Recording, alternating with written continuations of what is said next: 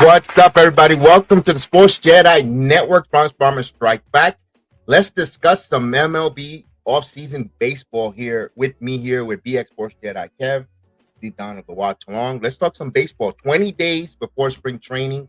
Yes, 20 days before the boys of summer gets into Florida, Arizona, and of course, spring training games, and 66 days away from MLB opening day. So you guys are excited. I know right now, if you're in the northeastern part of the country of the United States, you got some snow. Here in Florida, we got a lot of rain. We got a cold front. If you're up all the way up the East Coast, you got some snow. And the last thing you have on your mind is summer.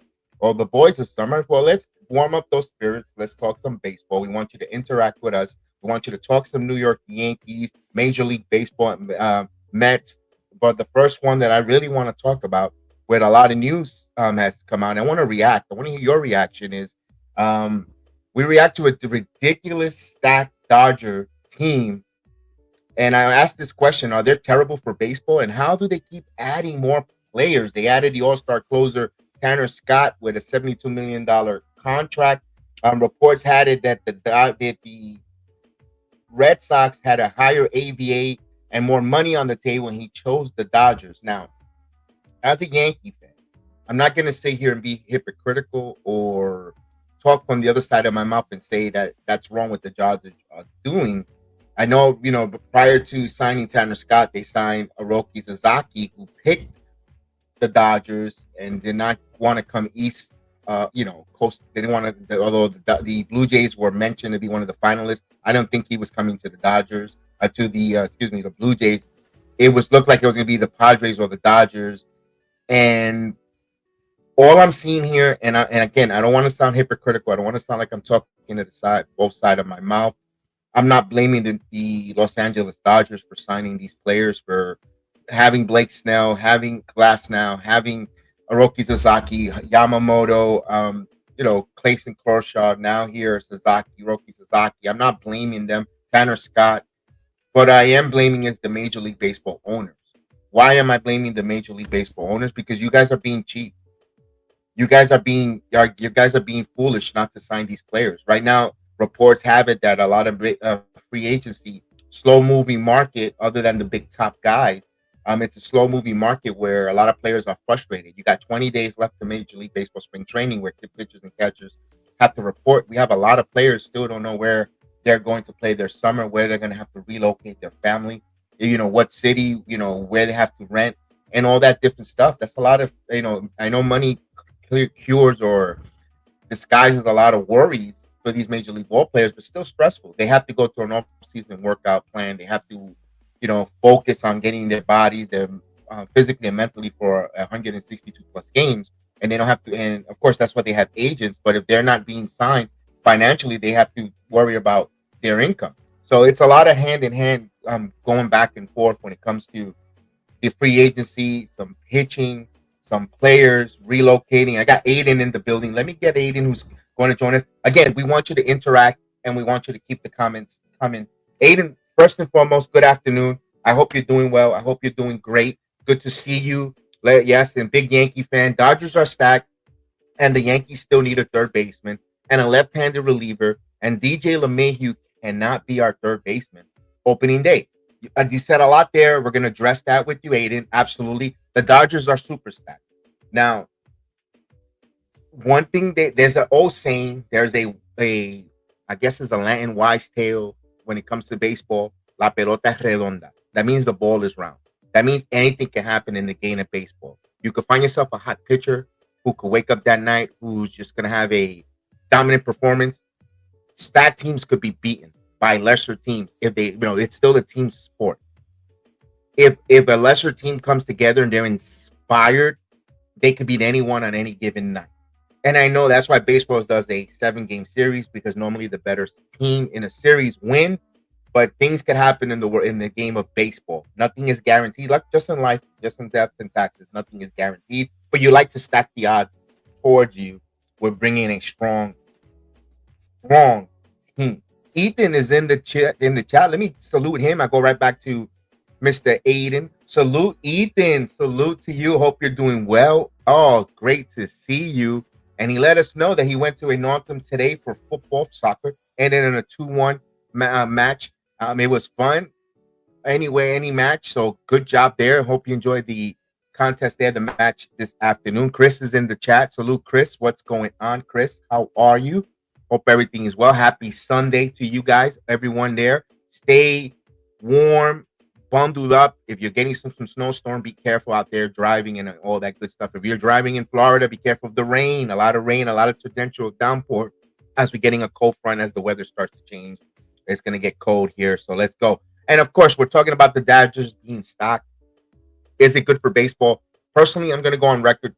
I'm thinking that this is going to cause a lockout in 2025, 2026. I believe there's a CBA, an opportunity there. I think baseball is heading to a really nasty, ugly lockout. And it's not because of people are going to blame the Dodgers. And they're going to say because the Dodgers get everyone, they're overspending, they're spending money. Again, I'm sitting here from a Yankee perspective. A Yankee fan perspective, seeing them just beat the Yankees in the World Series, I am not going to fault the Dodgers on bringing Hiroki Sasaki, being an attractive destination for the Japanese player or any free agent like Tyner Scott or Glasnow, Blake Snell, because they're winning. They're the standard of winning and the standard of an organization that wants to spend money to achieve a goal of winning.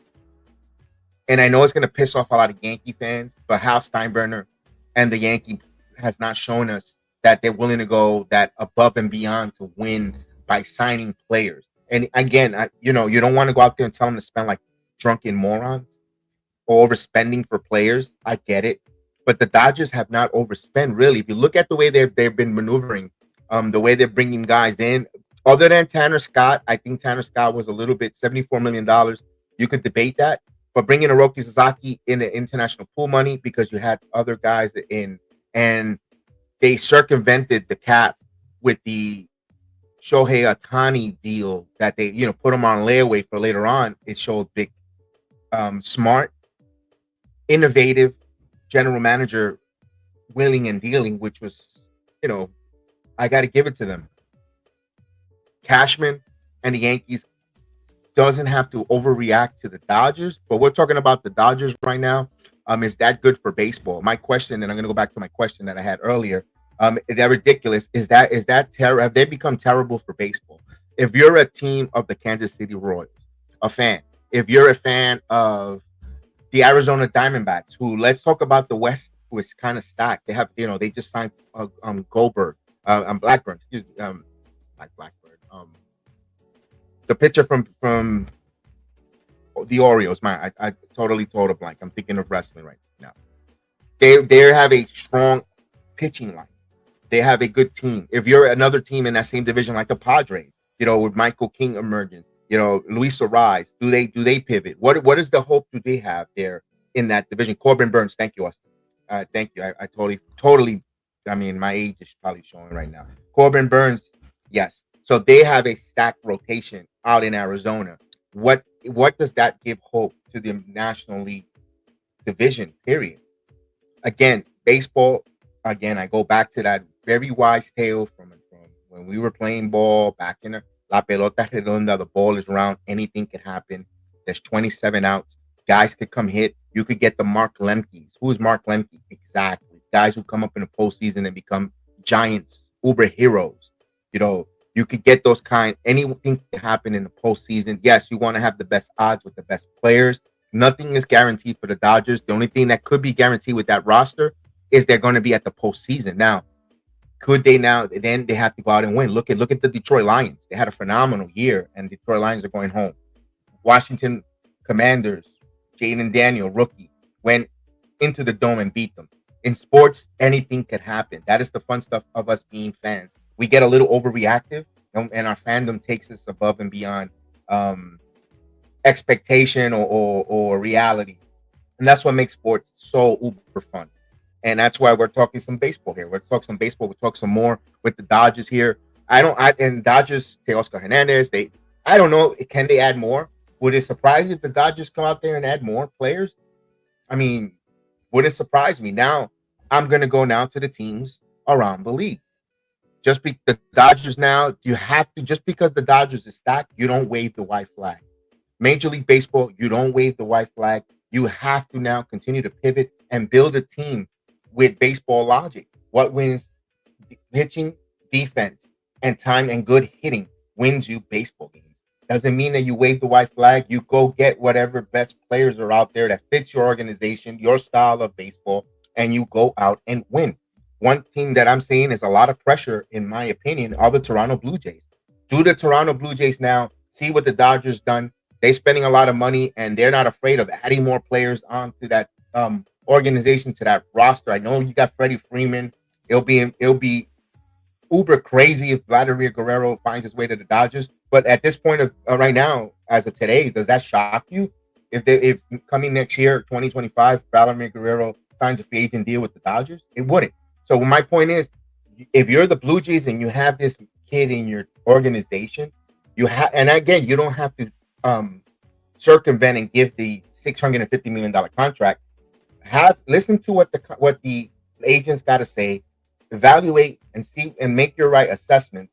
You might have to want to re-sign Vladimir Guerrero, especially with the New York Mets lurking and looking to want to probably add a Vlad Guerrero there, because I'm pretty sure there's going to be a team that's going to be an anti-Dodger that wants to stack up against and take down the Dodgers, and that could be the New York Mets. So Met fans, you might have something cooking in Queens soon.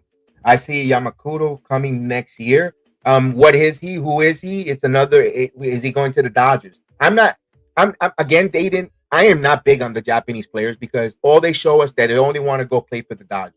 They don't want to play for anyone on the East Coast. They don't want to pick the. If the Japanese players will pick the Red Sox, let's say, or the Blue Jays, or because the Blue Jays have a big Japanese community in Toronto.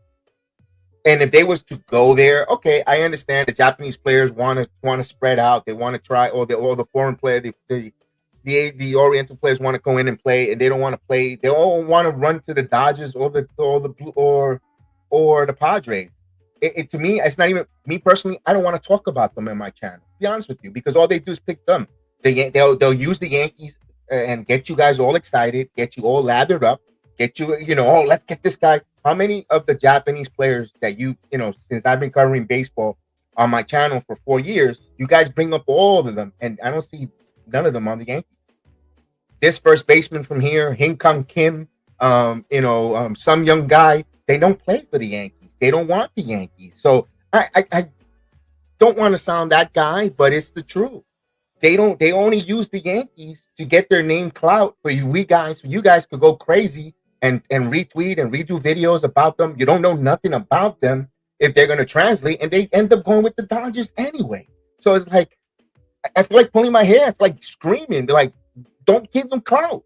When they shine, let's go see. Once they say the Yankees have assigned so-and-so from the Far East, let's see the highlights. Let's see who they are. For me, other than that, I am not. I got myself burned a little bit with Hiroki Sasaki. I thought there was going to be a chance that Sasaki was going to sign with the Yankees because he didn't want the pressure of being a starting pitching right away, and he wanted to ease his way in. Yankees had 6 starters. They still have 6 starters on their rotation. He could have went to the minor league system, get into the Yankee way of pitching, the American League, learning and scouting, getting under the coaching, and then in the midseason come out like a house of fire. Not a lot of scouting report on him. He goes in there. He's going to be setting himself for success.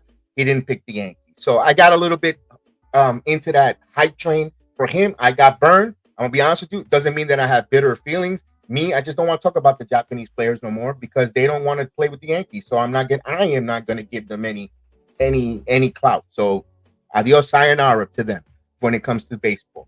Yankees are used to driving up prices, but yes, and the Yankees know that. And I'm glad you made that. Let me leave that out there. I want to ask that question to everyone. Knowing that free agents,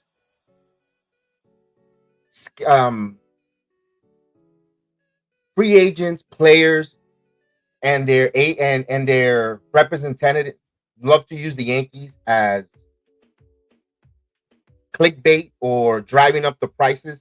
Do you blame the Yankees not to want to be in on these the organization as a whole, to really go in blindly or 2 feet forward on trying to acquire these type of players that say they have interest in the Yankees, where the Yankees say it seems like the Yankees lean back too much when it comes to players. When it comes to free agents who are out there in the market, the Yankees seem like okay, but they seem like they've been burned so much that they're sticker shock. They're like me right now when it comes to a Japanese player. I think the Yankees feel I'm trying to compare myself to it. I'm trying to give a better analogy on it. I think the Yankees feel like I've been there, done that, and I just don't want to be a bridesmaid no more.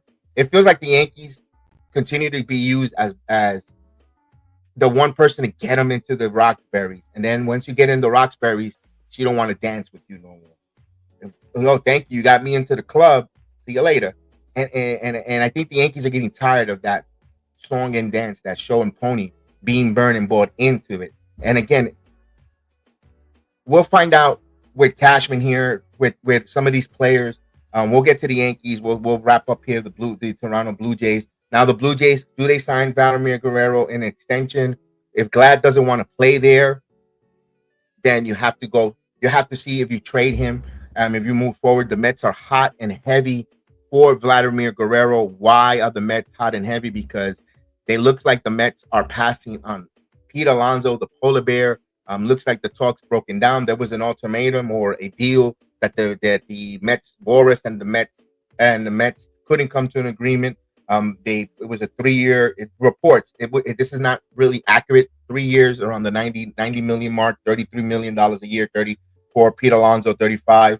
It looks like David Stearns doesn't like Pete Alonso for that money long term. They also talk about David Stearns. Here's the problem when it comes to the Mets. This is my opinion, looking in from the outside. And of course, I'm a Yankee fan, but I like the Mets. I'm a New York baseball fan. I like to see the Mets do well.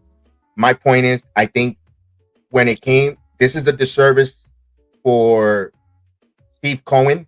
He signed himself a baseball president operation, a GM, that has a small-minded or a low-budget mentality.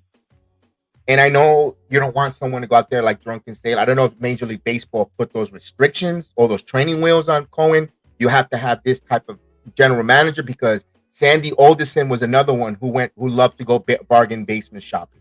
When you have an owner who's supposed to be the richest owner in baseball, who just signed Juan Soto for a ridiculous contract, right? It's like you're going to buy yourself a high-end sports car and you're going to put donuts as wheels. You have to go get the rims.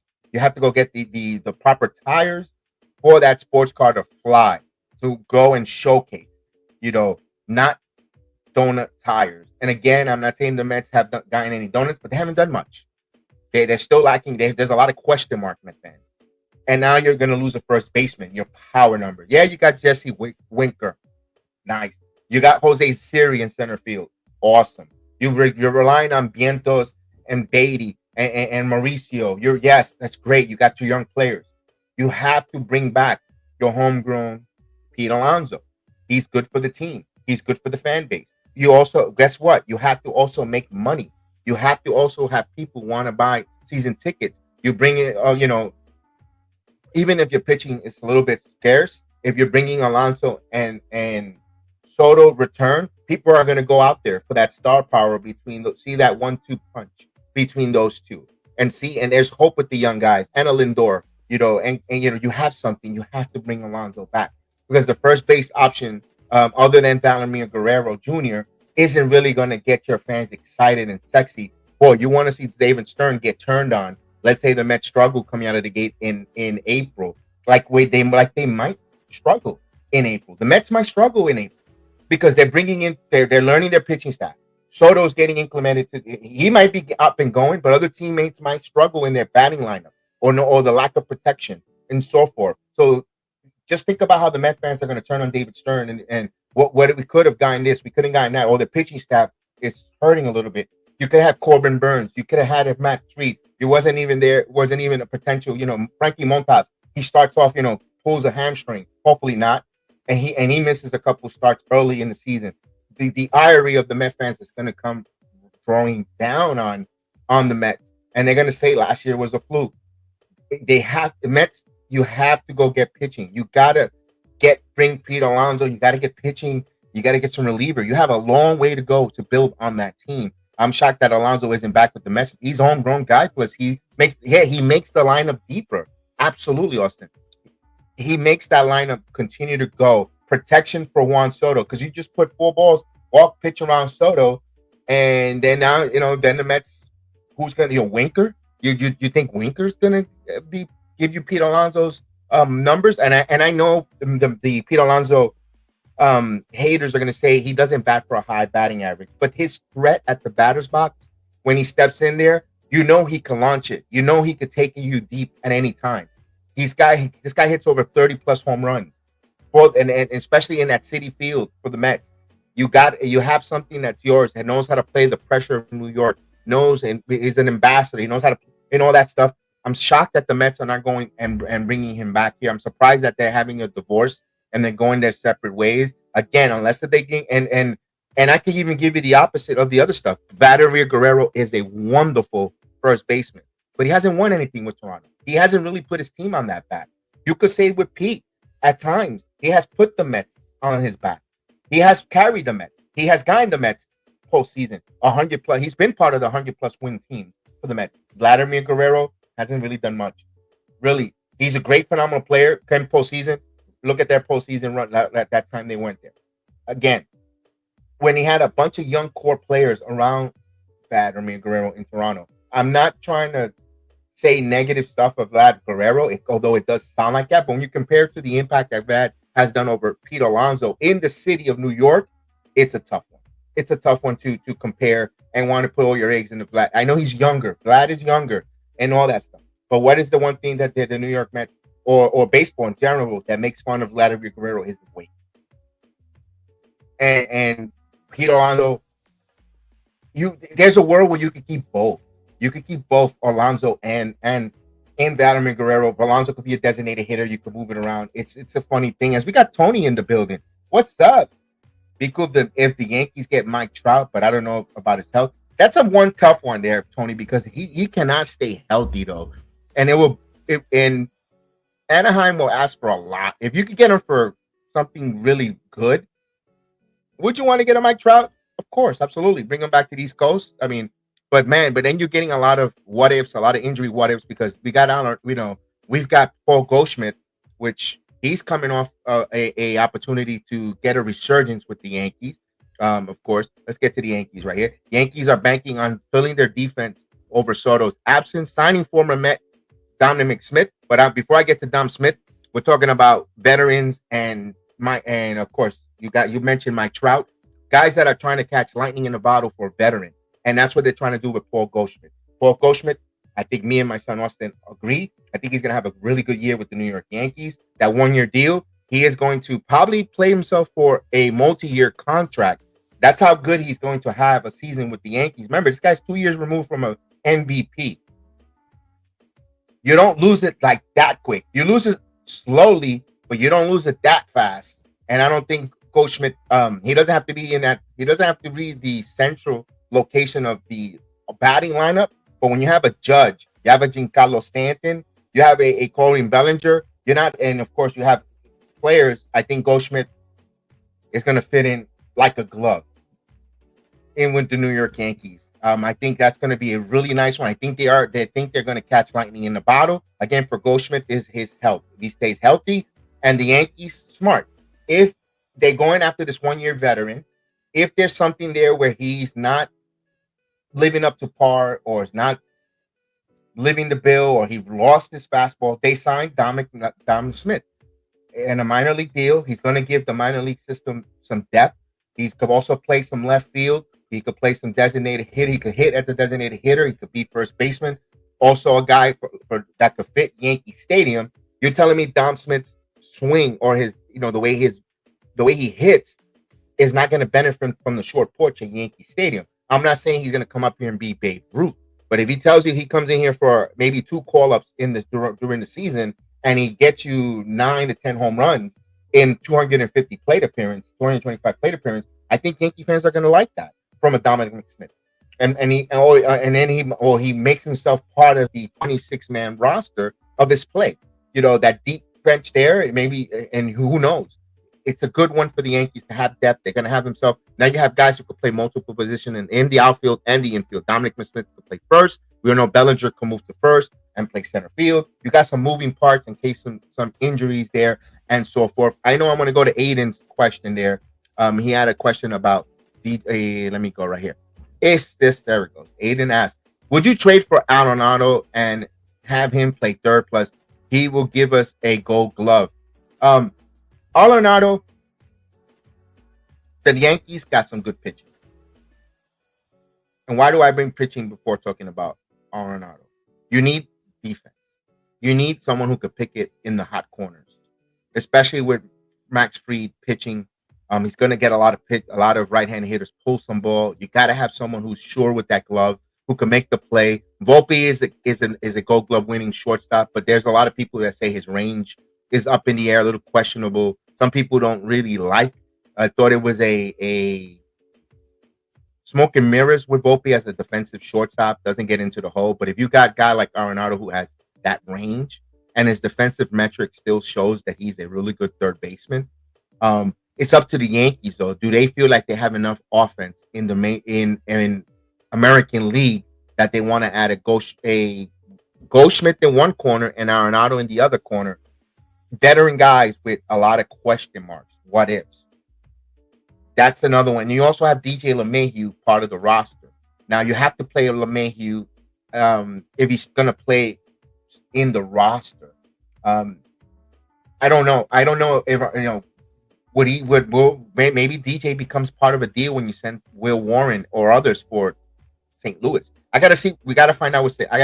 Louis wants in return for Arenado and without destroying the Yankees farm system. I won't give up Spencer Jones or Dominguez to bring in Arenado. I wouldn't. I'm sorry. I'm one of the few who likes Spencer Jones. I know they say he's a strikeout machine, but when you're at when you have that height, that his stature physically, and I'm a big fan of him. I think he's going to be a good player. Personally, what's up, Robert Diaz? Who would you trade? Robert, give me a little more specific for the Yankees, Major League Baseball. We're talking. I'm pretty sure we're talking Yankees. Personally, right now out there, I really don't know if there's a third baseman that I could trade for. I don't know if Tampa wants to give up, their third baseman for the Yankees. I don't know if that trade will go well with one another. Work for Arenado is one that Aiden just brought up. I wouldn't mind trading for Nolan, but I just don't know what the Yankees have to give up in return, and what am I going to get in my return for Arenado? Maybe he gets invested and gets rejuvenated coming to New York for the Yanks. Okay, I assume that Robert.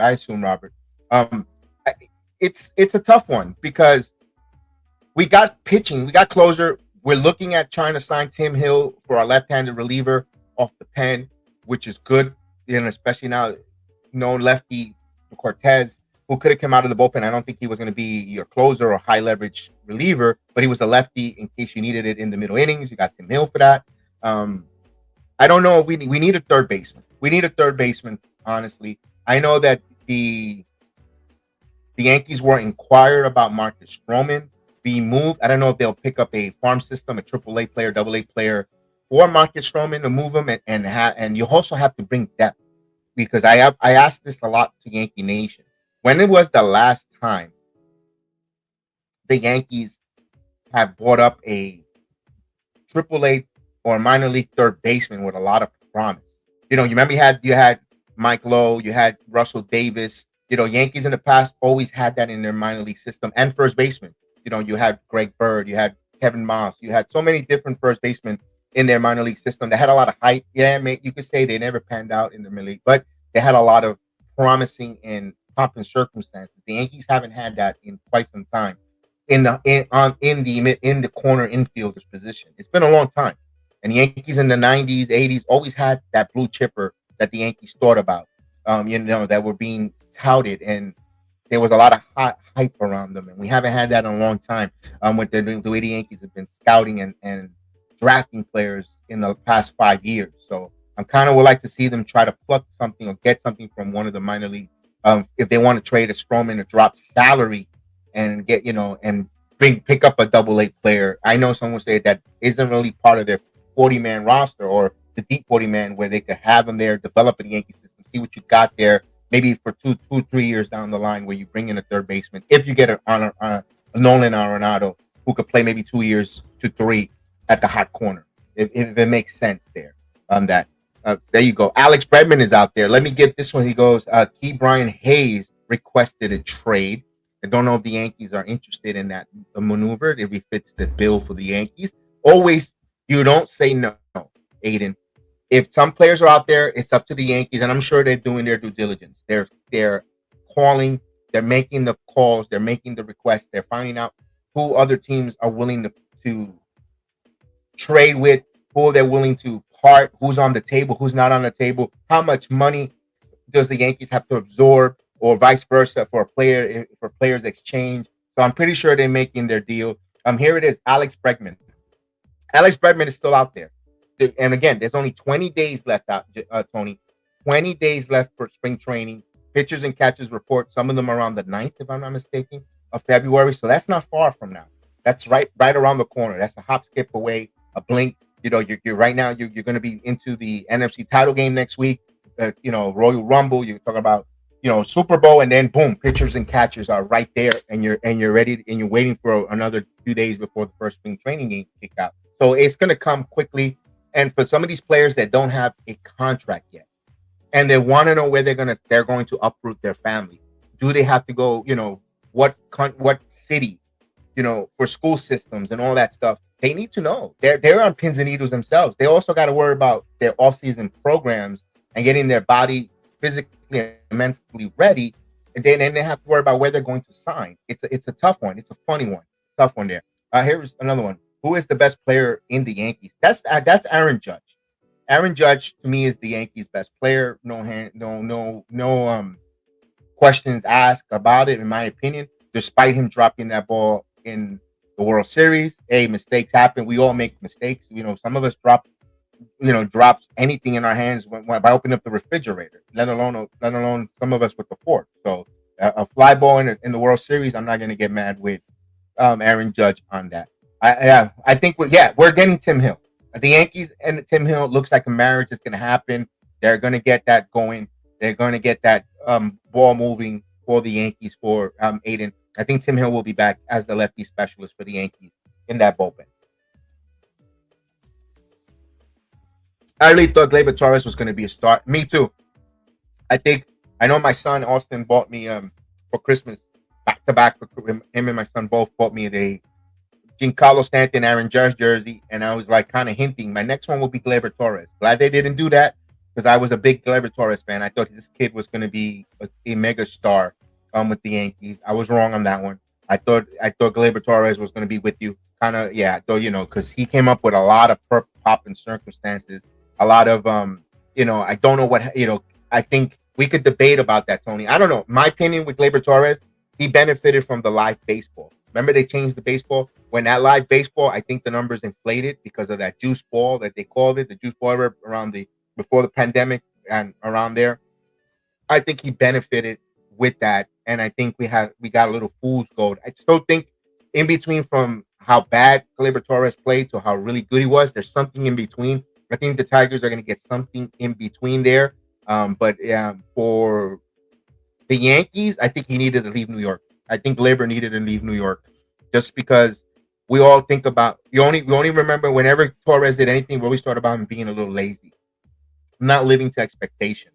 So he's better off going to Detroit, clean slate, new fan base who's going to see him night in, night out, and he has a new beginning to make it a first impression on a new whole fan base. So for Gleyber Torres, that was the best thing for him and for the Yankees as well, because the Yankees take that position at second base, and he could do so many different things there for the future. Santander is still not. Yeah, a lot of players are very frustrated for him not signing. Personally, Aiden, Santander on a short-term deal to the Mets as their designated hitter will be phenomenal. You put Santander on the Mets to be their designated hitter who could play occasionally first base there if they want to move, and they have that moving around. He could also play the outfield. He could play the outfield for some games. Designated hitter, play a little first base for the Mets, move him around there, stopgap. Although he's not really a stopgap guy because you're gonna have to sign him for 4 years or 5, but he's there. When I mean stopgap, who could play some first, move around. And when you bring in Vladimir Guerrero, you could have them rotating and also left field. I think the Mets will benefit with Anthony Santander signing with them. He don't fit the New York Yankees perspective. I don't think he don't fit the Yankees at all. You already have Judge in right field. You're gonna go with Dominguez in left, and you had to go younger in the outfield position because you want your defense strong. You also have Goldschmidt at first. You also have Giancarlo Stanton, who's going to probably play a little left field from time to time, maybe 25 games. And you want to keep that. You don't want to have that logjam. You have DJ LeMahieu, who we don't know what we're going to do with him as well. So it doesn't fit the Yankees, Santander. But yes, Blue Jays might get Santander. That's another person there because you want to weaken your division foe. That's another one. That's why I hope he goes to the Mets because it weakens the Orioles even more. And also, I don't want him to help the Blue Jays and Vladimir Guerrero have be a force in the American League East. Again, I still as a Yankee fan want to win the American League East. I want to be the division winners. I want to be the darling of the division. Then we'll go from there. How do you feel Colin Bellinger be on his team? I hope he comes back here and crushes it. I like it, Tony. I was one that wanted him 2 years ago. I was like, we got to go get Bellinger. Bellinger fits a bit at first base. He can play. His swing, his translates well for the Yankee Stadium. I've always been a big proponent when it comes to New York Yankee baseball. Or you have to bring players that fits your home stadium, Yankee Stadium. That's why I was big on when there was that time in the pitching when you had a chance between Frankie Montas when he was with the A's and also Sean Manaea. I was a big Sean Manaea. I wanted Sean Manaea over Frankie Montas, not because I didn't know he was going to be hurt and all, because of the left-handed. Yankees, when they win World Championships, you could see it back from Ron Guidry, Andy Pettit, so forth. You always, and CC Sabathia, you're always going to have that good left-handed pitching to neutralize the left-handed hitting, because now the opposing teams, when they come to Yankee Stadium, they got to make it right-handed heavy. Why? There's Death Valley in Yankee Stadium. It's a tough part to pull the ball out to right center field. You lose a lot of outs. So you have a left-handed pitcher who could dominate that, who could control the strike zone. That's what makes recipes to success. You want to bring in pitchers or hitters that accommodate your stadium, your home. You're going to play 82 games there. You want to win. You want to have a high winning percentage at home. You bring players to fit your team. That's why a lot of Yankee fans were irate 5 years ago when Cashman made it so right-handed heavy, and he went away from the Yankee moniker, not having left-handed hitting to capitalize on Yankee Stadium. So I'm a big proponent on that. You build the team with first and foremost up the middle, just like Waddy Warsaw said. You got to have up the middle strength. Your center fielder, your shortstop, your second baseman, your catcher's got to be good defensive, and then you fill the team according to your arena, your stadium. And I'm a big proponent on that. I always been on that. I think that works. Formula that's like putting on your pants one leg at a time. I think you bring a stadium that you bring players that fit your stadium.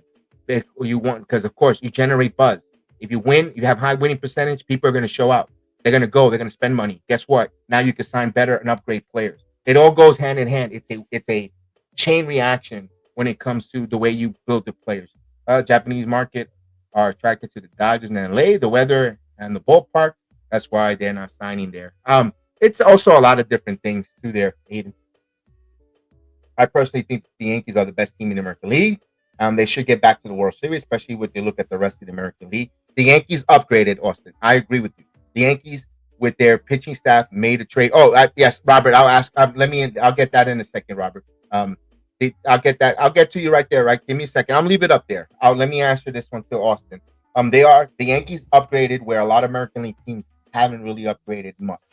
The Yankees added 2 strong arms in Max Fried. They continue to add more pitching. They continue to do Devin Williams. They totally made their defense and their lineup a little longer. I know you lost Soto, but their plan B pivot has been really good on point. I don't think a lot of people, and I said it on other videos. I don't think the Yankees plan B, no one had that drawn up the way that the Yankees executed it. Is it finished yet? It's 80. To me personally, I think the Yankees Plan B is 85% completed. I don't know if they'll do the 100% completed before opening day, guys. Maybe that's something within the middle of the season. But I think they're 85% where they want to be. I still think there's always 15% of room for improvement. Bregman, the third baseman situation, Arenado. You could, who knows what they want to add here. Tim Hill still part of that equation, the left-handed reliever coming on the bullpen. I kind of want like a high leverage guy who could throw high, in the high 90s, mid 90s from the left-hand side, but I don't think that guy's out there, guys. So maybe that's something that the Yankees could look for in the trade at the trade deadline. But here's the one thing about MLB trading deadline. We're going to talk about trade here. I don't know if a lot of teams will be able to trade with the expanded wild card and expanded postseason opportunities. Teams are not going to be reluctant to trade away players because they think they're still in it. And you never, case in point, look at the Mets, the way they started off terrible last season, and they made it all the way to the National League Championship Series. So teams are going to see that inspiration to the Phillies, a couple years ago, the Diamondbacks. So teams don't think they're completely out. You could go on a run. That's why I say, the Dodgers, they might be stacked, but all you need is an inspiration, a great month, and catch lightning in a bottle, catch on fire, la pelota redonda, the ball is round, and you see teams like Arizona, Philadelphia just make a run, the Mets, and you never know who gets knocked off, what Goliath gets knocked off from a David. So you never know that. And do you ever trade Aaron Judge? At this time right now, I don't see that happening, Robert, for many reasons. He's the face of the franchise. He's your captain. He took less money to come play for the New York Yankees. Unless if things go really south. I mean, it's got to go putrid south. That he requests a trade, I don't see that, Robert. I don't see Aaron Judge playing for another ball. He's going to be one of those few and between players that stays with that one team. Now, this is the modern day sports. Anything can happen. No one thought that LeBron was going to leave Cleveland. If there's anything can happen. I'm going to say never say never. I'll give that a 5% chance that the Yankees will trade Aaron Judge as of right now. Now you could reserve to change your mind in the future because things could change, things could pan out, certain things. But I don't see that happening. I don't see that. I don't see it happening. What's going on, Daniel Barrow Sports Highlight? Happy Sunday to you, friend. Happy Sunday. Thank you so much to see you. Hope your Sunday is going well. I hope it's treating you lovely, and of course, I hope everyone is enjoying your Sunday here. Whether you're snowed in up in the Northeast or you're rained down here down in the South. In Florida, and hope you guys are doing a wonderful Sunday.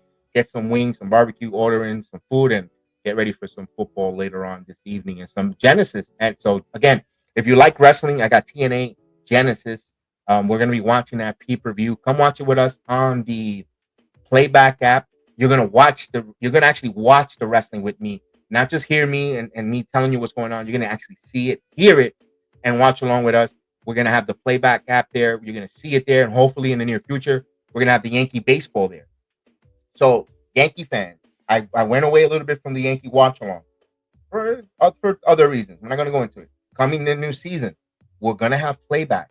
We're going to be seeing the Yankee game as I call it, with the balls and strikes, the way we've done it before with the watch along. We're going to be able to see the games there. So it's going to be fun. We're going to be able to see the ball strike three and all that, the Yankee home runs. We're going to be able to watch along. We're taking the watch along experience to all our sports to another level. So if you want to see a sample of what it's going to look like, it's not the Yankees, but it's going to be wrestling tonight. Join us for TNA Wrestling. We're going to have, hopefully in the near future, MMA. We'll get to see some MMA. We just had the UFC pay-per-view last night. Well, due to some reasons, we couldn't show. We couldn't arrange it in time. You might be able to see the MMA pay-per-views on there on the Playback. So hit us up. It's Playback TV, Sports Jedi Network. Be a member. Hit the notification. Right now, we're showing you Knicks basketball. If you're a Knicks basketball fan, you get to see the games there. You can ask Tony. Tony could testify. You can see the game. It's awesome. It's like, my goodness, it takes the experience to another level. And we want you to join and help us grow that platform. Because we're going to do is when we grow it, we're going to have individual rooms. Right now, we have the Heal the Ring individual for wrestling, and we're going to put combat sports there. We're going to do wrestling and combat sports. It's going to be the Heal the Ring. Then we're going to have Jedi Sports Network, maybe I'll keep the baseball and basketball together with some hockey there. But if we get an overwhelming baseball community there, we'll make the Bronx Bombers Strike Back its own room, only baseball. And you could treat it. And the great thing about it, you could treat it like a Discord. If we're off the season, you guys want to talk baseball, go on there. I get notified when you write, unlike YouTube, where you write in the chat. I won't know unless if I go onto the video. If you write anything there, I see it immediately and I could respond, or other people that are members there could respond, and you kind of treat it like a Discord, which is phenomenal. I love it there. Let's go to some questions. How do you think? Who do you think is better right now, Mets or Yankees? Right now, it's the Yankees, because when you could put up a starting pitching staff the way the Yankees are showing right now against the Mets or any teams, the Yankees are deep. Who's going to match up Cole game one? Oh, maybe Cole Isenga? Okay. But with the lineup, 1 through 9, the Mets don't have a first baseman. The Mets, I have questions. And who's going to close for the Mets? Diaz. Who's going to set up? Who's going to be the bridge to a Diaz for the Mets? The Yankees got something. They got Williams. They got a bullpen. They got a bullpen. Weaver. They've got. The Yankees got less question marks than the New York Mets. So currently, right now, I got to give the nod to the Yankees over the Mets. Now things could change. The Mets could make some moves here before opening day. So we're like, ooh, wow, we didn't see that happening. They have Vlad Guerrero there. They can even have both Guerrero and Pete Alonso, or they might even they might just sign Breckman and instead of Pete, you're trading a contact hitter with some power on third base, and then you can move Vientos at first base. There's some moving parts there, or Santander, and the Mets might look different, Robert. So as of currently right now, as we sit, it looks like it's the New York Yankees is a little better team than the Mets. Now it could change, and I'm gonna be real. I have to be realistic and I have to be honest. Right now, that could change. That could change.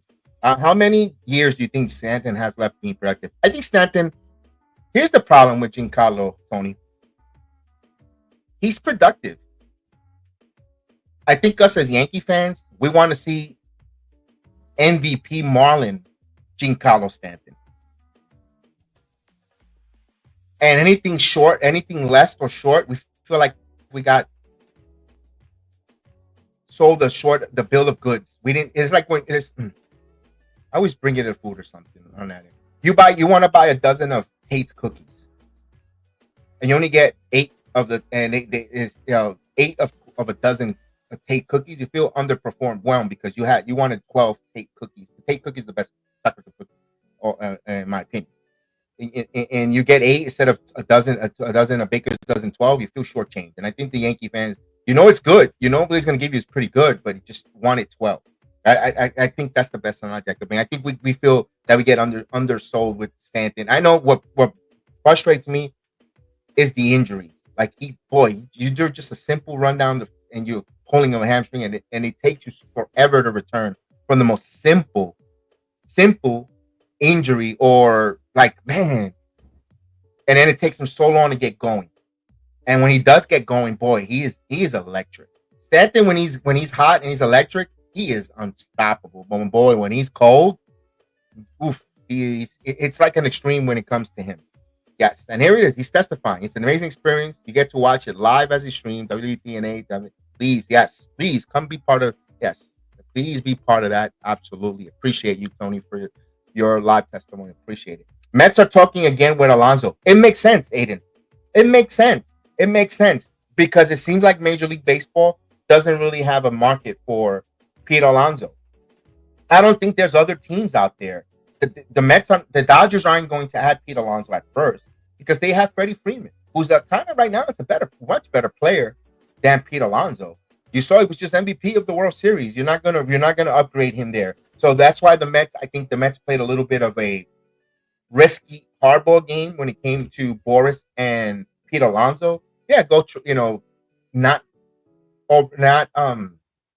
succumbing or bowing down to his demands. Like go find elsewhere, because I don't know if the Red Sox were interested in Pete Alonso, although that would be a nice spot there. You put Devers, and I know their defense might be a little bit not so hot, but you put Devers and Alonso in the corners for the Red Sox. That's not a bad looking trio there on the corners, in the hot corners. You could do worse. They could be worse. You could put that there. I don't know. I don't know if the Orioles fits for Pete Alonso. at first base, especially since they moved the fences back in Oriole Park. I don't know if that's going to be a good spot for him there. I don't see a lot of other places for a Pete doing that. So, hey, AJ, what's going on, AJ? Good to see you, friend. I hope you're doing well. Oh, it's good to see you on a Sunday. I hope Sunday's treating you well. Yes, I am enjoying it, and even better seeing you there. I hope you're doing good. I can't wait for spring training. I think everyone can't wait for spring training. To be honest with you, I think everyone can't wait for spring training. Yeah, just something about it, knowing that baseball and the warm weather is coming around the corner. Even if you're in the northeast and it's still chilly, it's still frigid, it still gets dark early at 5 o'clock in the afternoon. But you know that they're down in Tampa, down in spring training, Arizona. God, the boys of summer are getting ready. They're getting acclimated. They're getting their season ready. And you know the warmth weather, the camaraderie, the hot dog, green grass, all that good stuff of baseball is coming, and that puts a warm smile on everyone's face. You know, for those that are on the east, me here in Florida, it's always summer, except for these few days. So, you know, I go, who would be your breakout prospect to break camp, call up for the Yankees this year? That's a good one, Aiden. I think, Baden, you know what? I'm going to go with a one that I don't know if he's a call-up breakout prospect, but I think Ben Rice. I think Ben Rice is going to have a lot to say. Ben Rice had a little bit of a taste of playing first base with the New York Yankees last year. I think he got to see some major league pitching, and he wasn't that shabby of a player. I think Ben Rice saw the promised land as being a major league player night in, night out. And I think he is not a slight, but I think he's going to get motivated that he doesn't want to go down and stay and go to AAA to Scranton. I think he's going to want to make a noise where he's going to make it a little difficult for the Yankees to make a decision on him being part of the 40-man or the 26-man roster coming out of spring training. I'm going to go with Ben Rice. To me, it's going to be Ben Rice. I think he's going to be one of those like, damn, he have a hell of a spring. And I think he's going to be better defensively, where you're going to be like, wow, Ben Rice has, he's going to open up some eyes. And I think that's the guy. I think I'm going to go with Ben Rice. I think he's going to have that big impact. What do you think? Who do you think that will win, Blue Jays or Yankees? I think right now the Yankees are a better team as well. Yankees are the defending, regardless of the fact they're the defending American League champion, also the winner of the division. Until that's not done, and until someone wins that, clinches next year in 2025, right now they got to be the favorite. On paper, they're the favorite. They're the favorite to return for the American League, especially as we spoke with Austin and we mentioned a little earlier, Robert. We upgraded so many different areas. We upgraded in pitching. We upgraded in bullpen and our defense. So the Yankees made some upgrade. Doesn't mean it's going to translate on the field. Let's keep it 100% honest. Just, it looks great on paper, but on paper only takes you as far as the paper could take you. You still got to execute it on the field. The one concern to me for the New York Yankees, and I've said it time and time again, I mentioned it so much, I'm not a fan of Boone. I'm not a fan of his managerial style. Because when you have a team who could pitch, who could defend, and you're gonna need some strategy. You're gonna have to go on some guts. You have to go on some feel. You have to make some plays. You have to also push the narrative as a manager, making the correct decisions, on when to go on a hit and run. And you have to have that hunch. You can't go by a book, a binder, or a math equation, or on your analytics to do it. You also have to take the temperature of the game and see and put in accountability of the human aspect of the game. And I don't know if Boone is that type of player. He's a data applicator. He's not a person who in real time feel, he doesn't manage by that. So that's the one thing that I'm afraid of. I'm afraid the Yankees might turn into the Detroit Lions. All this great stuff in the regular season, come postseason, and then they poop the bed. I hope not. That's the one thing that worries me about it. I'm excited to see how Colin Bellinger looks this year. I'm excited with that too. I'm very excited to see Colin Bellinger. Also, no one takes accountability that Colin Bellinger grew up as a kid in Yankee Stadium with his father, Clay. Clay wasn't the greatest player. He was you could say 24th, 26th man on the roster, 25th man on the roster at that time for the Yankees.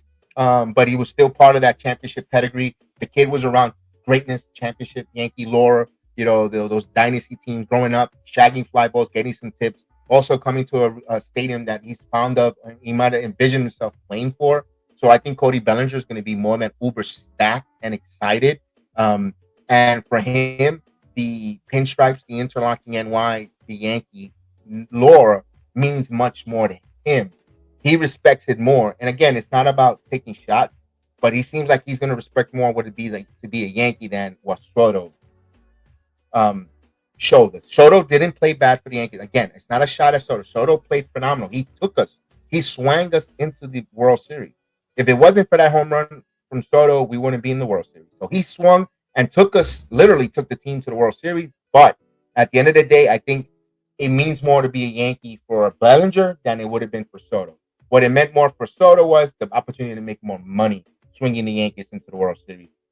For Bellinger, yes, the fame and glory, but the opportunity to do it as a New York Yankee to him, I think, is more important for a Cody Bellinger than to a Juan Soto. Again, I'm not taking a shot at Soto. I wish he would have stood with us, but I think that's what it is. Alonso doesn't want to go to Toronto. I get you. You're right.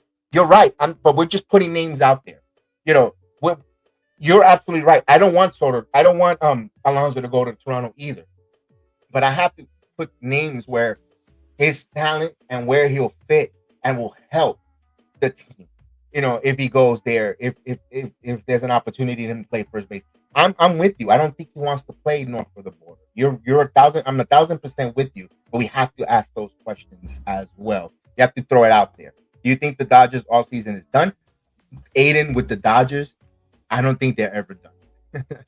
With the Dodgers, the way they don't care, they spend, they want to upgrade. I don't think they're done. I don't know, what they're going to do with that 26-man roster, 40-man roster, with their, with all the players that they have.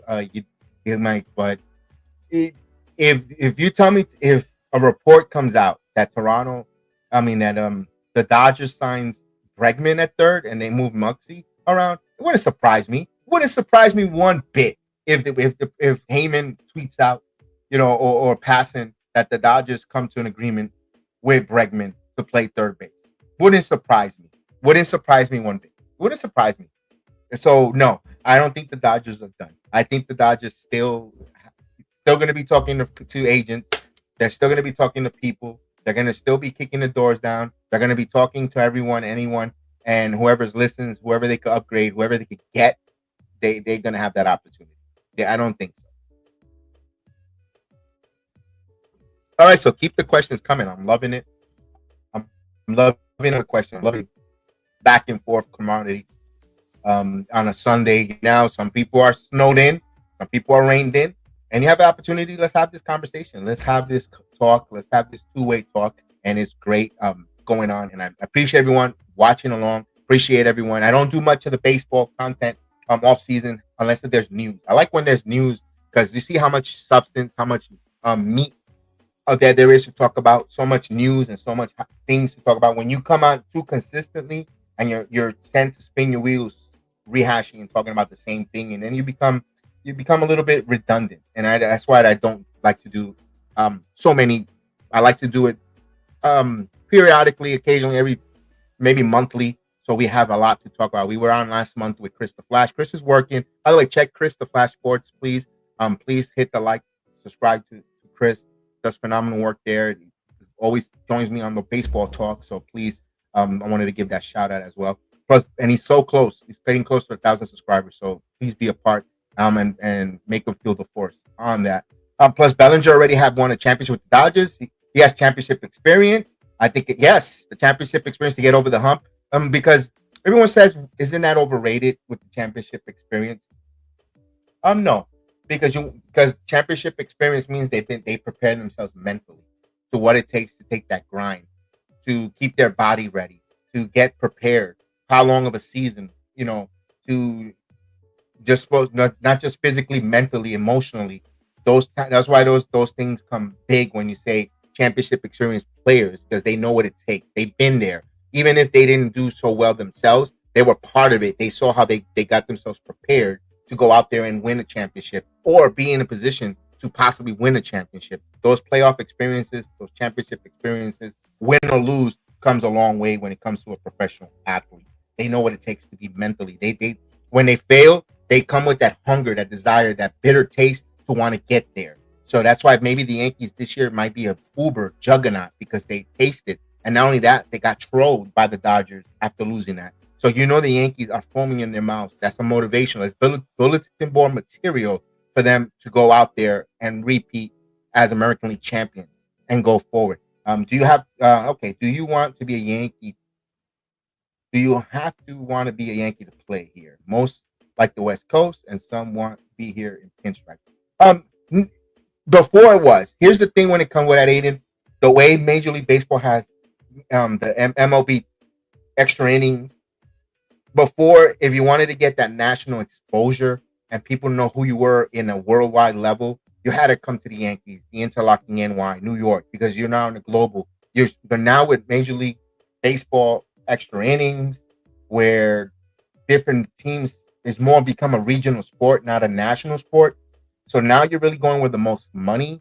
Well, teams are going to pay you more, and Dodgers have a great TV market with Japan to televise a lot of their games overseas. That's also why a lot of these players gravitate to the Dodgers and so forth. I think with that, the Yankee lore of being in the pinstripe. Look, Garrett Cole was a West Coast player. Well, he grew up in the West Coast. He came to the Yankees. CC Sabathia wasn't a Yankee. Wasn't a he grew up in Cleveland. He wasn't a. He loves the Yankees. It could go both ways. I think money talks. Everything else walks. It's intriguing to see how Austin Wells. I'm glad you mentioned Austin Wells.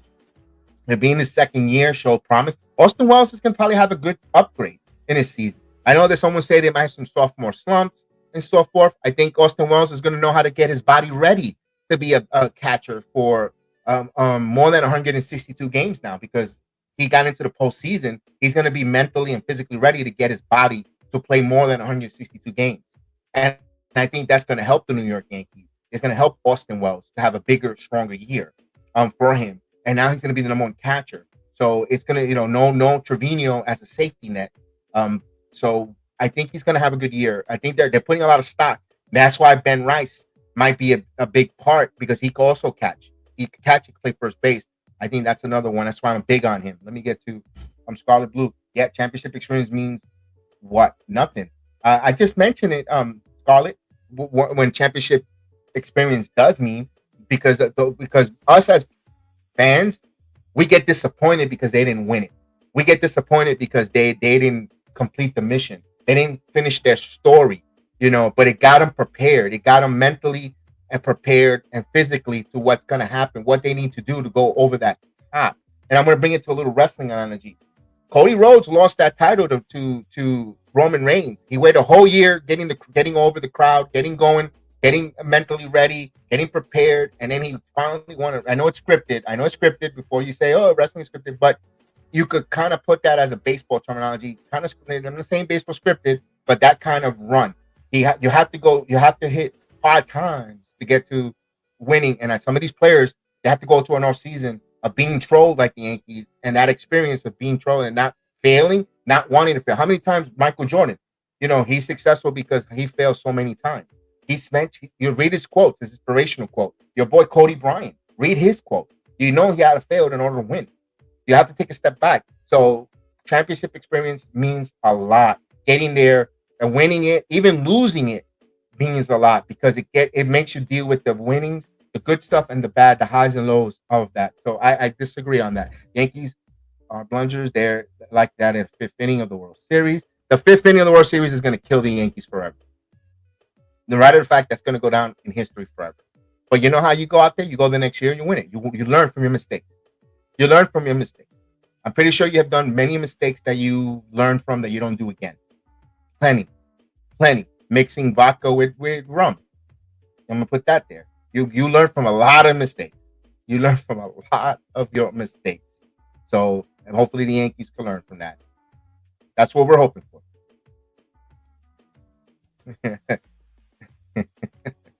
So keep the questions going. I understood where you were coming from, Scarlet Blue. Thank you for writing in the chat. We appreciate you. Definitely. We appreciate everyone, Aiden, Austin. Give me about another 10 minutes. Yeah, you guys got another 10 minutes here. Keep the question going, and then we'll wrap it up here and be right before to get the kickoff going on. If you're watching the Eagles game in NFL, so we just wanted to talk a little baseball here. Let me ask this question: do you think are we going into a deep, what I mean a deep work stoppage in Major League Baseball? I think we are. I hate to say it. I think we're gonna get locked out or strike, whatever the case. There's gonna be a work stoppage in 2025, 26 because I think a lot of teams are gonna get upset what the Dodgers are doing. Again, if you're listening to me for the first time or didn't hear me earlier, you could rewind it. I came on and said that I think I'm not getting mad with the Dodgers spending the money and signing, here Tanner Scott, getting Roki Sasaki, doing what they're doing there. Personally, I'm not going to get mad with the Dodgers because if the shoe was on the other side, of course, I know everybody hates when they say that. If George was alive, he'd be doing the same thing, which is true. The Yankees done it themselves. They signed the best players. They signed everyone who they can, traded for everyone in the organization, and the Yankees and the baseball still survive. But I think this time around, I think the owners don't want to spend. They don't want to get to their first ever $1 billion baseball player, which is going to probably happen in our lifetime. But I think some of the owners are already plucking their buttholes, not wanting to make a player their first $1 billion player. And there is going to be a team. There's going to be a player. Maybe he'll be a Texas Ranger. Maybe he'll be, who knows, maybe our Yankees or I don't know, the Dodgers or even the Toronto Blue Jays, because they're going to eventually have to sign someone big. But I think Major League Baseball owners don't want that. And I think that's where the lockout might happen. I hate to say it. I don't want this sport to be a salary cap sport because I think, to me, I find it. That's why one thing that I'm disconnected a little bit with football is the salary cap.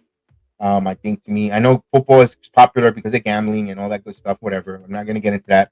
But I hate the salary cap. But when you have teams that are playing the way they're playing and spending the way they're spending, you got to get mad at the owners. No one told the Oakland Athletics to take their millions and pocket it and put it in their pocket for many years, and now they're signed Severino.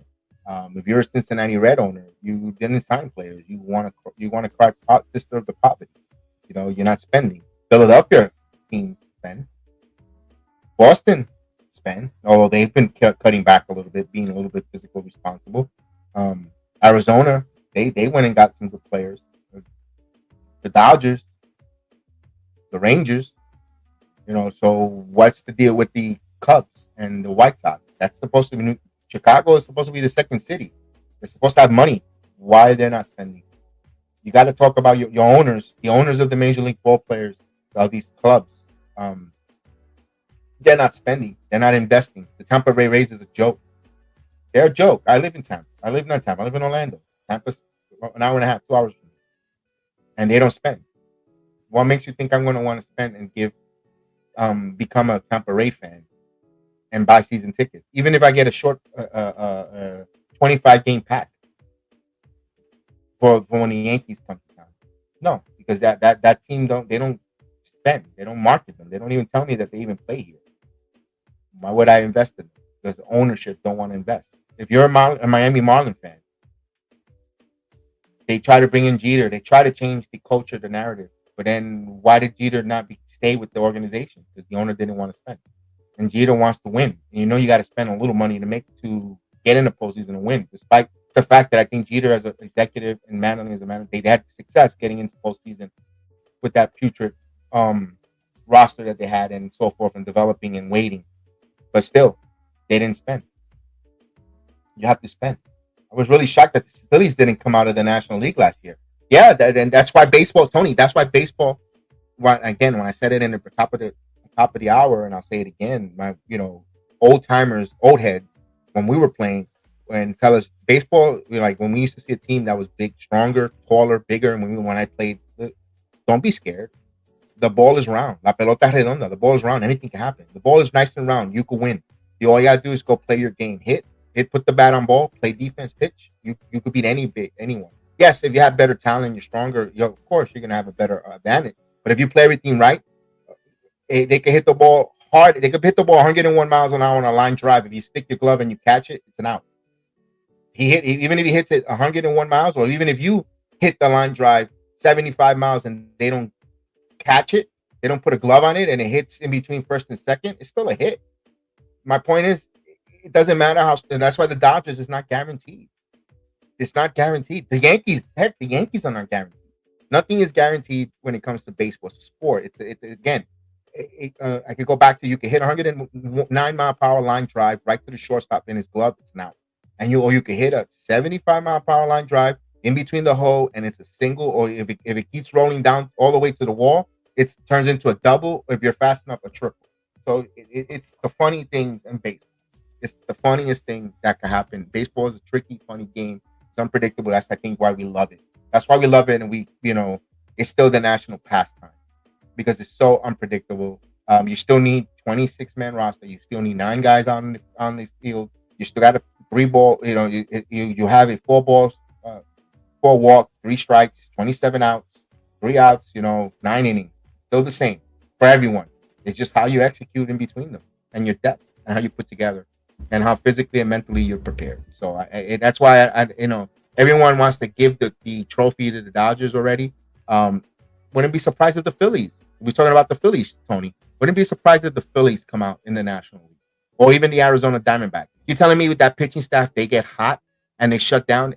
Listen, we've seen one of the most different pitching staff that came out of nowhere and just shut people down. You're telling me in 1996, when you're going up against a Maddox, Glavine, Smokes, against Cone, Jimmy Key, and a young Andy Pettitte, that we were going to win the World Series? No. David Cone, I'll pitch some of the, and David Cone's not even a Hall of Famer. I'll pitch 3 out of the 4 Hall of Famers on the Atlanta Braves pitching staff. Anything can happen, fellas. Anything can happen. Anything can happen. Orlando Duque Hernandez, who's just a mediocre pitcher during the regular season, one of the best postseason pitchers in modern day baseball history. Look at his numbers. Anything can happen. Anything can happen. That's why I don't go crazy. Earl Hershiser, he went on an incredible 88 run, 1988, and he was an okay pitcher, but he just had an uber outstanding 88 postseason run for the Dodgers. This week in Baseball Hall of Fame announcement, besides Ichiro, CC, who's getting in? I think Billy Wagner might get in. Billy Wagner might be a name that might be out there. I think he's eligible. Billy Wagner. And by the way, we have to mention about Hall of Famer. Rest in peace to Bob Uecker, Mr. Baseball. Mr. Baseball, Bob Uecker. Absolutely, rest in peace. That's my era of baseball in the 80s, baby. So I grew up in the Canseco Bonds era. I mean, Don Arthur Mattingly. I'm a big Don Mattingly fan. I had the privilege of being in 1988. I must have went through about 40 home games for the Yankees in the Bronx. Back then, the Bronx was empty. 1988, regardless, that wasn't empty. You had a good seat in Yankee Stadium in 88. They were cheap in the bleachers. You bring your own food. You go there. Your uncle got tickets. We would go. And I got to see that. To me, that team they didn't win. They were in second place. To me, that's one of my favorite teams. The 1980 Yankees. John Candelaria pitching. Scott Sanderson. And they weren't good, but to me, that's one of my favorite baseball eras. What's up, Christopher? Christopher, what's going on? Christopher Jackson, Denver. Salute. Can't wait. Yes, you're going to join us, right? You got the link. Don't forget to get the link so you can watch it with us. You'll be able to watch it, not just hear us. You'll be able to watch and see it on your device.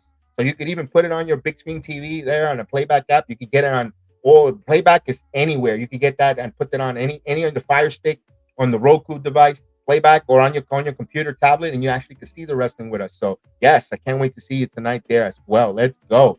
My favorite player of all time, Ricky Henderson. I mean, come on. Ricky Henderson was the leadoff hitter for the New York Yankees in the 80s. And they weren't good. It was Ricky Henderson, Willie Randolph, Don Mattingly, Jack Clark, Dave Winfield. I mean, I can remember that lineup. I mean, they were offensively, they were great. But just, Ricky Henderson, you don't get on first base. You were waiting for him to steal second base, and he ended up on third.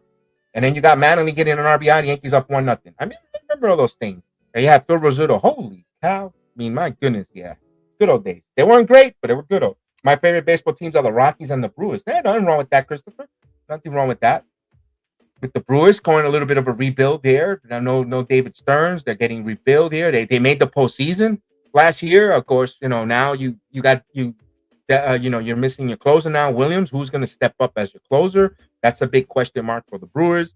That National League Central, even with the subtractions for the Brewers, they got to be one of the favorites to come out of that division. I mean, everyone. St. Louis, everyone runs to St. Louis, and St. Louis is one of those heckle and jive teams. The Cubs, but the Brewers got to be there when wouldn't you? Last thing you know, Cincinnati Reds with Terry Francona. Got to be careful with that one. He injects just an energy and another level of baseball. He gets the best out of nothing for Terry Francona. Hell of a manager. So I'm gonna be honest with you, Christopher. I think I'm gonna go with Cincinnati right now, the darling of the division, followed by the Brewers. But do I see when at the end of the day, Brewers leading that division? Wouldn't surprise me one bit. Although the Rockies, I think they're going to continue to struggle. I think the Rockies are going to continue to struggle, unfortunately. I don't see anything so rag home about-ish with them. Their farm system is not ranked in Major League Baseball so high. I don't know what's going on. I think it's going to come to the fact when in about 10 more years, we're going to be questioning baseball in Colorado. I hate to say that because I know they had a World Series appearance, and they were, but with the way that the Dodgers, Giants, the Diamondbacks are ruling that division, it's gonna be tough for Colorado. Although anything can happen. Again, it's baseball; anything can happen. But they're developing, and their team doesn't seem so strong. Don't forget the Braves in the National League. The Braves are going to be a tough one. Absolutely. I hope that Bonds gets in the Hall of Fame. This guy was amazing before the steroids. At the end of the day, steroids is not going to make you see the ball better, hit it. I agree with you. I totally agree with you. You still got to put bat to ball. You still got to have some type of ability, some type of talent to play baseball. You got to be able to, have all those intangibles. The only thing that helped steroids, I think, might have helped was just hit the ball a little with more power and be able to probably recover his body quicker from anyone else. If that's what steroid brings, that mass. I think Barry Bonds before the steroids was a Hall of Famer in Pittsburgh, and he should have gotten in. And so is Roger Clemens. I think Roger Clemens belongs in the Hall of Fame as well. He's just one of those pitchers who just was in the 80s to the 90s, was just one of those guys who could pitch, reinvented himself, not with just one, but with 4 different organizations. With the Yankees, the Astros, the Blue Jays, and the Red Sox. So just think of the stuff that Clemens did. And Barry Bonds, I mean, my goodness, this guy injected must-watch TV when he even if regardless, the commissioner had no issues, no problem turning his face the other side, looking the other way when the TV ratings they were breaking in on ESPN every time Barry Bonds went up to bat to try to hit a home run or break a record. They didn't have any issues reaping the benefit of the ratings. So you have to, you know what? You can't come on and want to be now a social warrior police that the steroids, we can't let you in this sacred Hall of Fame. And the same thing with Pete Rose. I hate the fact that he passed away, and now they're going to want to he belongs. The guy should have went in even last year in his deathbed. He should have, they should have brought in Pete Rose, cut the crap. Right now, baseball's fueled by gambling. Baseball, not by gambling, but there's sponsors. NBA has sponsors with gambling. NFL, with the draft, all stuff. I understand that was back then at that time, but now they had to mend fences. They should have put Pete Rose while he was alive in the Hall of Fame. That's just my take. The Rockies are a joke, even though the White Sox are the biggest joke, not just in baseball but in all sports. Do you think they break the 1962 Mets record for the most lost? It could happen. That could be on the table with the way the Dodgers, the Padres, the Diamondbacks are in that division. That's going to be a lot of games that the Rockies are going to have, and even the Giants. That's going to be a lot of games that they're going to lose. That could be on the table. Do you like Carlos Estevez? Yeah, he's not a bad player. Aiden. He's not a bad player. Does he fit the Yankees? My point is, does he fit the Yankees? What crazy year? Bond, Sosa, McGuire hitting the home runs. The Major League makes so much. They made so much money. They benefited, and then 5 years later, they act. These guys are toxic. We can't talk about them. We don't like them. So it's hypocritical. It's hypocritical on that. But guys, I'm going to say thank you. I'm going to end it here in an hour and a half. It was great. We're going to continue to talk. Hopefully, I have Chris the Flash or maybe Austin would join me and talk some more baseball. Definitely would love that conversation in the near future. Have a baseball talk. Oh, wait a minute. I was talking about the 2004 White Sox breaking the record for the most losses in a season in my previous comment. Yeah, I think I could see that. What hope does the White Sox have that they're going to win a lot of games either? They got rid of Dylan Cease. They made deals. They made it. They got worse. But again, baseball is funny. Anything the White Sox could be at 500.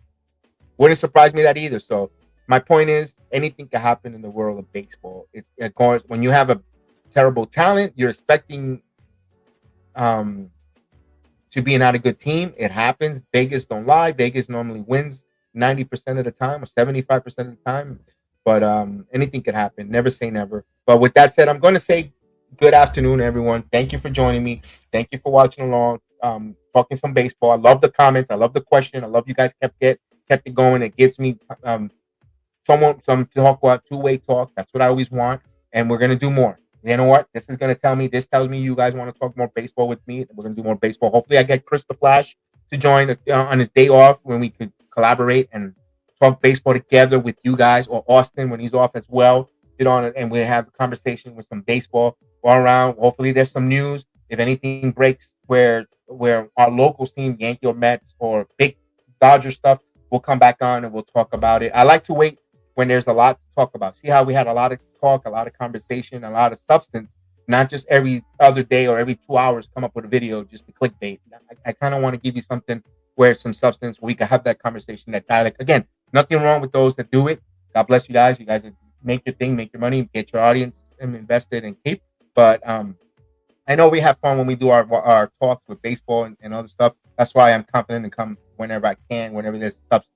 So with that said, I want to thank everyone. You guys were awesome. May the sports be with you. May the Yankees, may baseball be with you. It's only 20 days for spring training. Hopefully we'll be back on to talk a little more. Don't forget, like and subscribe this video. Please hit the like and subscribe. Subscribe to this video. Also, on the playback, you have to go to playback, Aiden. Check us out on playback, because in the near future, spring training game, instead of YouTube, we're probably going to do playback where you're going to see the game and hear it instead of just me calling the game and seeing a cartoon video or the MLB 2K batter in the box. You're going to see it. You're going to see the home run by Judge. You're going to see the strikeouts by Cole. You're going to see the Yankees win. The Yankees win. So with that said, guys, have a great afternoon. Talk to you then.